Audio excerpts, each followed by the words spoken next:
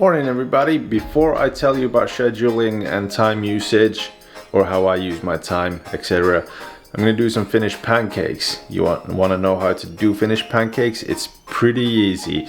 So I got the mix here ready, and what you do is you use 2 cups of milk and 1 cup of pancake / waffle mix, and you mix it up together. I usually like to throw in an egg there too, to just keep it all together and give it some protein. And it should be like this. It's not that thick, so you just pour it on to a pan. And I'm using a special pancake pan for these kind of pancakes, but you can use a normal pan if you want to. Then you just put in whatever you want. We got whipped cream, we got blueberries, we got raspberry jam. Yeah, raspberry jam. And then this kind of like Nutella Kinder kind of thing, Kinder eggs. You know how Kinder eggs taste like? Of course you do. Now, how to use your time.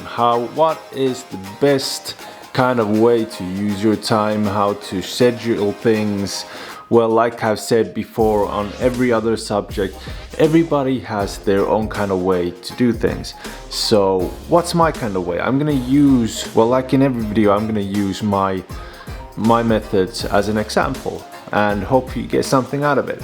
So first off, I use a freaking schedule. I use a calendar. I use 2 calendars actually. I use a Google calendar and I use a wall calendar.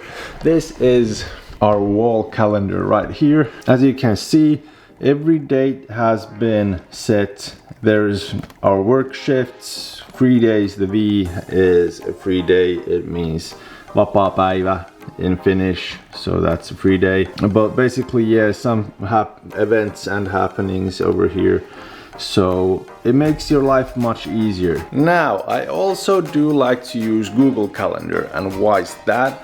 That's because if there's something that I didn't put in here into the wall calendar, I definitely put it on Google Calendar. And I have my Google Calendar on my home screen on the phone, and it tells me everything way beforehand, and I can also put it in here afterwards to help me out remember things. I think we could use even 2 calendars, even though the dates, the times, everything are color coded in red and blue. I sometimes get them mixed up and get the work schedules mixed up and everything. Now, I have to remind you that this all is coming from a person who is working as a nurse in the ER, who does photography and tries to be a content creator at the same time. So my schedule usually is a bit booked, so hopefully I can make some sense into this. But the easiest part is to fill out the calendar, fill out the schedule. The hardest part is figuring out how much time you're gonna need for it.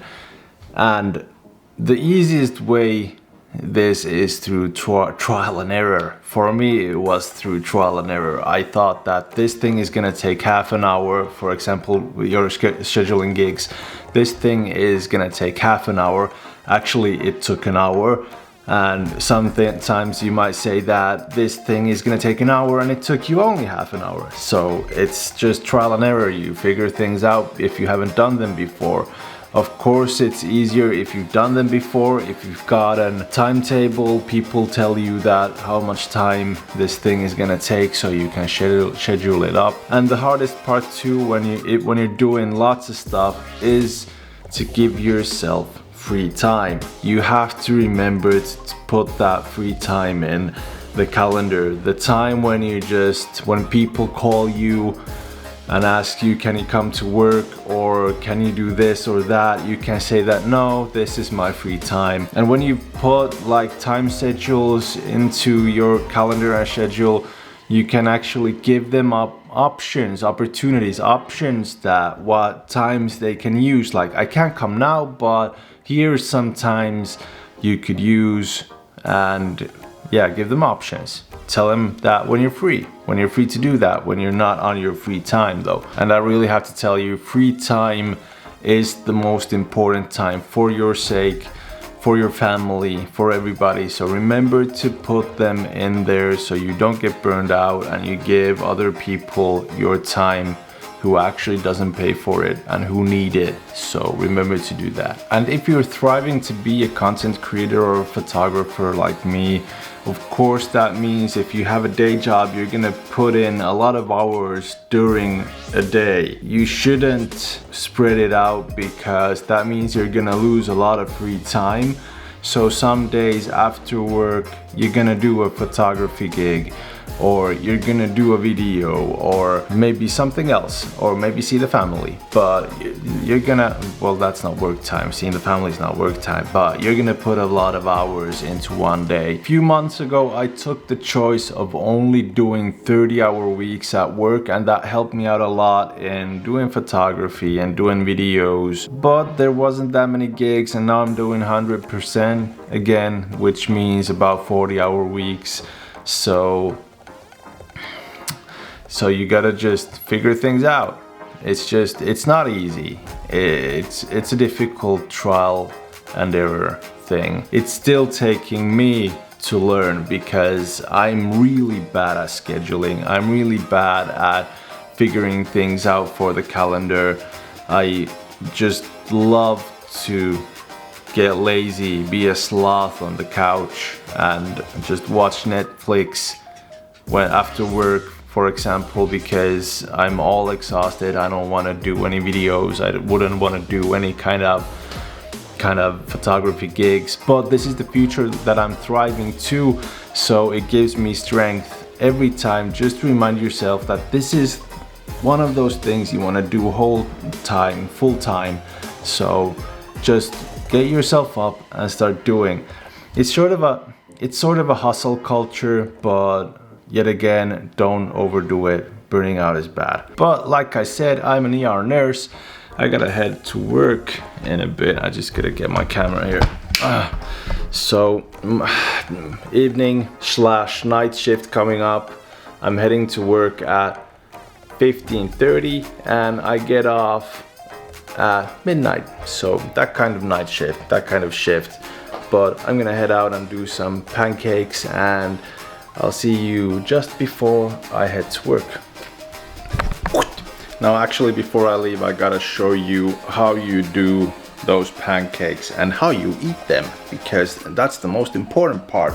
So here we go. First off, you put some oil or whatever onto the pan that you're making it on the frying pan, and then you take the mix, you pour it in there. So the oil and stuff is there to prevent it from sticking on the pan. I think I said that already. I usually use medium heat, maybe a little over, so it gets nice and crispy from the sides. So here's a ready one. This is what it's supposed to look like. Maybe a little bit more fried than this, but that's okay for now. And you just take your jam, for example, pour it all over. I think that I can't say that this is actually a Finnish pancake. This might be a Scandinavian pancake. So people have different kinds of methods on eating it. You never know. Somebody might get mad at me for eating it like this. Okay, then you take some blueberries, for example, put them there. Okay, that's like 4 blueberries. Let's take a little bit more. Good. And then I'm gonna take some whipped cream. Okay, remember to shake it with the cork on or the cap on, and then you just put some whipped cream there. Okay, I'm gonna need a fork. Take a fork. So you don't have to do it with a fork, you can do it with your fingers too, but you roll it over like this, like a tortilla. You do it like a tortilla, and that's it. Scandinavian / Finnish pancake. And when you cut it open, you get all that nice juicy filling from there, and yeah, you can eat it like that, just like that. That's it. That's it. I can't say anything else about it. That's it. That is how you do a Finnish pancake. So next off, heading off to work. Just eat some pancakes first.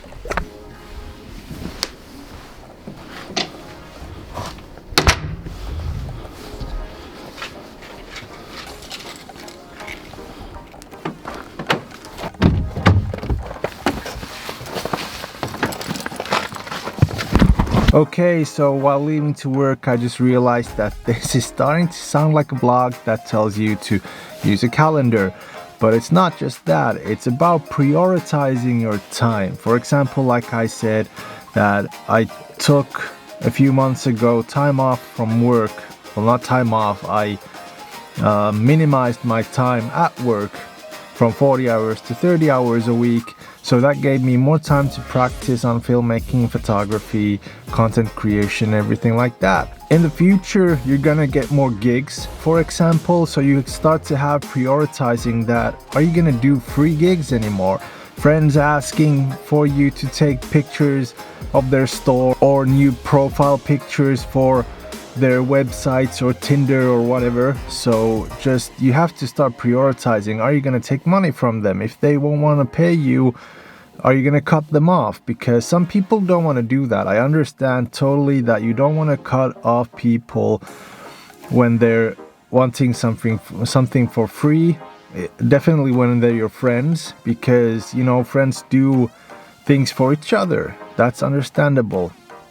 But if you get high quality gigs, well, let's not say high quality gigs, but let's say better paying gigs, you're gonna have to start prioritizing that. Do you want the money, or do you want to use your time on something else? So there's that. For example, I've got a friend couple who's getting married next summer. They asked what's my price on doing a wedding shoot, and I gave them the price because the money is a motivator to do things. You don't want to do these things for free for the rest of your life. You gotta let people know that they have to pay you, that they're gonna get the service that you're given. So there's that. But yeah, I'm gonna head to work now. There's no use in filming me driving and filming my workplace. Actually, I can't even film my workplace. I'm not allowed to take a camera there with me. So, or actually I'm allowed to take a camera with me, but I'm not allowed to use it. So we're just gonna have to end it here. And I'm not gonna do daily vlogs, not yet.